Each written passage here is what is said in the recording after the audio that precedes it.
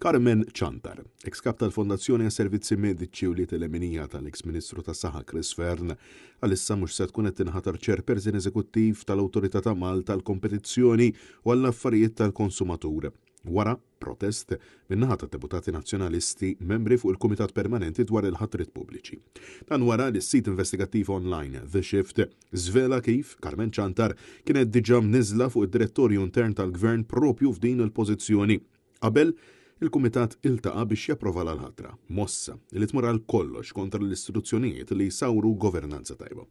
Il-Deputat Nazzjonalista Adrian Delija insista illi l-Kumitat qabel xejn għandu jisma' sottomissjonijiet u x-xhieda tal-uffiċjali tal-MCCAA sabiex ikun spjegat min kienet il-persuna li ħarġet l-ordni biex jiġi emendat id-Direttorju Intern tal-Gvern u aktar minn hekk min disrispetta l-ogħla istituzzjoni f'pajjiżna.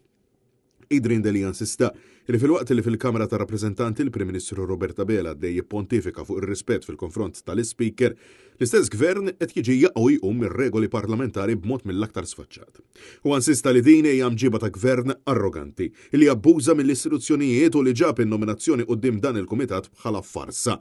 Bl-istess messaġġ jitwassal mid-deputati Rebecca Borġ u Julie Zara. Intant quddiem dan kollu ċermen tal-Kumitat Chris Agius issospenda l-laqa u wara xi ħin id-Deputat Nazzjonalista Adrian Delija preżenta proposta li quddiem il-Kumitat tixgħet iċ-chairperson attwali tal-MCCAA Helga Bizzuto. Il-membri tal-Kumitat moġġezzjonawx għal din il-proposta u għalhekk fil-qalim se tissejjaħ iċ-chairperson tal-MCCAA. Dan kollu fil-waqt li l-ħatra ta' Ċantar ġiet momentarjament sospiża.